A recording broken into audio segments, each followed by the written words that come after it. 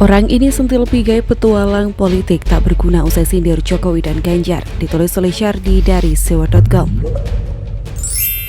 Pigai melalui cuitan provokatif dan meresahkan menyarankan agar tidak percaya dengan Jokowi dan Ganjar Pranowo, sebab dia menganggap kedua tokoh itu merampok kekayaan Papua dan rasis ke orang Papua.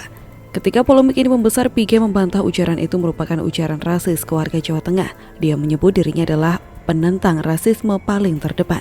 Mereka kait-kaitkan dengan rasisme karena sakit hati dan kemampuan otaknya belum mampu mencerna secara jernih, kata Pigai. Meski cuitannya menjelaskan bahwa cuitannya bukan ditujukan kepada orang Jawa Tengah secara umum, orang Jawa Tengah khususnya Presiden Jokowi dan Ganjar Pranowo, tapi kita tahu isi cuitan lainnya sangat meresahkan, terutama soal merampok kekayaan Papua, membunuh rakyat Papua dan menginjak mereka dengan kata-kata rendahan. Memangnya Jokowi dan Ganjar melakukan itu? Mana buktinya? Ini adalah ucapan yang sangat licik dan kotor. Ini sudah bisa masuk dalam ranah penghinaan yang luar biasa. Guru Besar Fisip Universitas Erlangga Profesor Henry Subiakto menilai cuitan Natalius Pigai yang menuduh Jokowi dan Ganjar sebagai perampok dan pembunuh rakyat Papua bisa masuk delik aduan. Dia juga berkata Jokowi dan Ganjar bisa mempolisikan Pigai atas cuitannya tersebut. Pak Jokowi dan Pak Ganjar punya hak hukum untuk mengadukan Pigai, tapi kedua tokoh itu tentu tidak akan mengadukan ke penegak hukum, kata Henry. Karena walau benar dan akan menang, tapi tidak ada gunanya. Lebih banyak mudarat melayani petualang politik tak berguna yang suka menuduh di medsos, katanya. Benar sekali, saya setuju. Cuitan Pigai bisa dilaporkan dan kali ini tidak akan bisa lolos. Dia seringkali mengklaim jadi victim, tapi dia tidak pernah sadar kalau ucapannya banyak yang juga provokatif dan kurang ajar. Mau menyindir tapi tidak suka disindir, ujung-ujungnya main isu sara dan protes. Tapi memang benar juga bahwa orang sekelas Jokowi dan Ganjar tidak akan berbuat hal itu. Kalau ada pun, pasti simpatisan atau pendukung yang akan melaporkan. Dua orang ini tidak akan buang waktu meladeni permainan orang seperti Pigai yang hanya cari perhatian dan sensasi murahan. Buktinya, saat dimintai tanggapannya atas cuitan Natalius Pigai, Ganjar hanya menjawab singkat.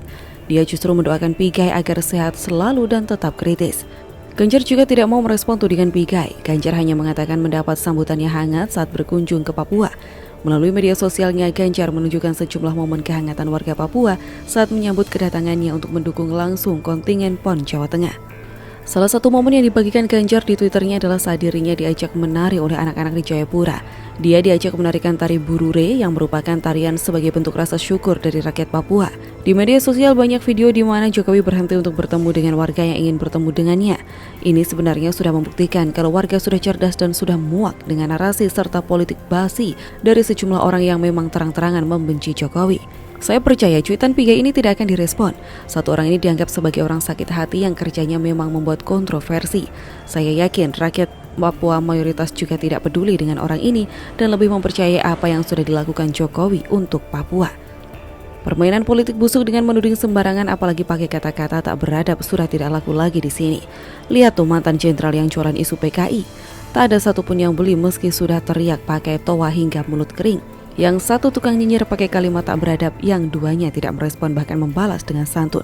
Kelihatan beda banget kan kualitasnya. Jadi, bagaimana menurut Anda? Ingin tahu lebih menarik? Yuk simak video selanjutnya. Gatot disindir habis-habisan oleh Husnul. Kenapa PKI tak ditumpah saat jadi Panglima? Ditulis oleh Syardi dari sewa.com. Entah kenapa orang yang tidak punya banyak kelebihan tapi sangat berambisi dalam politik cenderung menggunakan narasi basi untuk membuat sensasi. Apalagi isu yang dihembuskan selalu sama tiap tahun di bulan yang sama. Gatot sempat menanggapi diorama patung jejak rezim Orde Lama menumpas PKI yang disebutnya hilang di Museum Kostrad. Gatot awalnya tidak percaya dengan kabar hilangnya patung tersebut. Dia kemudian menyebut itu merupakan tanda bahwa TNI saat ini sudah disusupi PKI. Peran Kostrad, peran Sosok Soeharto, peran Kopassus yang dulu Residen Para Komando dengan Serwo Edi, dan peran Jenderal Nasution, peran KKO jelas akan dihapuskan dan patung itu sekarang tidak ada bersih. Saya ulangi, ini berarti sudah ada penyusupan di dalam tubuh TNI.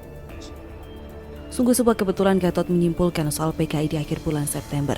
Ini memang jelas ada agenda cari simpati dengan memojokkan salah satu pihak dan dia mendapat apresiasi karena berhasil membongkar ini.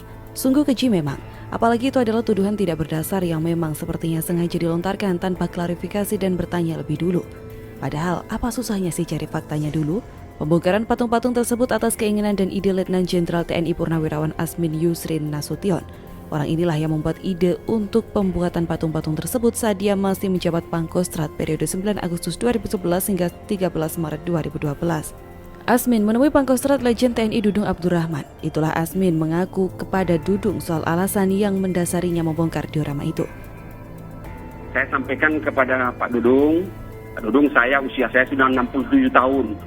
Kemudian setelah tua ini saya banyak merenung diri, banyak membaca buku tentang agama yang saya anut, agama Islam. Di dalam agama Islam ini sangat-sangat dilarang kita itu membuat patung, menyimpan patung. Sehingga saya sampaikan ini ke Pangkostrat. Dan alhamdulillah direspon positif sama Pangkostrat gitu. Asmin meminta agar patung-patung yang telah dibuatnya untuk dibongkar demi ketenangan lahir dan batin, sehingga pihak Kostrat mempersilahkan. Dia merasa berdosa membuat patung-patung tersebut menurut keyakinan agamanya. Jadi permintaannya tidak bisa ditolak. Tapi memang pada dasarnya tukang ngegas, tukang nyinyir, dan sakit hati. Makanya langsung menyindir. Salah satunya adalah Fadlizon. Dia menyindir setelah baliho kini patung. Yang pertama menyebarkan sungguh membuat tudingan keji. Sedangkan yang tangkap bola juga sama stresnya. Sama-sama masuk dalam komplotan tukang nyinyir tak bermanfaat bagi negara ini. Pegiat sosial Husnul Khotimah melontarkan sindiran tajam ke Gatot. Lewat cuitannya di Twitter, dia bilang jika memang TNI disusupi PKI, mengapa Gatot Nurmantio saat menjabat Panglima TNI tidak menumpas mereka? Kalau memang ada, kenapa waktu Bapak jadi Panglima TNI nggak ditumpas, Pak? Tidur ya waktu itu, cuitnya. Tidur? Rasanya nggak tidur sih, kecuali pernah tidur saat nonton film G30 SPKI beberapa tahun lalu. Logikanya jelas. Sewaktu masih menjabat sebagai Panglima TNI, memang pada dasarnya tidak ada PKI atau komunis. Sudah lama mati dan membusuk. Tapi ini kan masalah politik. Politisasi boleh dong, meski itu tindakan pengecut dan keji. Ibarat jualan buah durian tiap musimnya tiba, bilang durian melimpah, tapi nyatanya tidak ada. Strategi ini memang simpel, dan yang percaya ini kurang cerdas. Ada banyak isu yang mirip seperti ini. Contohnya saat Anies dan Ahok debat soal reklamasi, itu sudah terjadi sejak era Soeharto, tapi diributkan sekarang. Kenapa dulu tidak ribut? Freeport juga begitu, diserahkan pengelolaannya ke asing di era Soeharto, tapi di era Jokowi ributnya minta ampun. Narasi SDA dijual ke asing terus berseliweran di era presiden sebelumnya tidak seribut itu. Contoh lainnya, aturan presidensial threshold 20% itu dibuat di era SBY. Aturan ini sudah diberlakukan 2 kali pada pemilu 2009 dan 2014. Kenapa sekarang baru ribut di era Jokowi? Sama ketika di era SBY, Rizik pernah dipenjara, tapi tidak pernah ada yang teriak kriminalisasi ulama. Tapi hanya di era Jokowi, dikit-dikit teriak kriminalisasi ulama. Begitu juga dengan isu PKI bangkit. Di era sebelumnya isu ini tidak ada. Hanya di era Jokowi isu ini dibesar-besarkan. Apakah Anda menyadari ketidakwarasan ini? Masih yakin kalau semua ini bukan karena intrik politik? Bagaimana menurut Anda?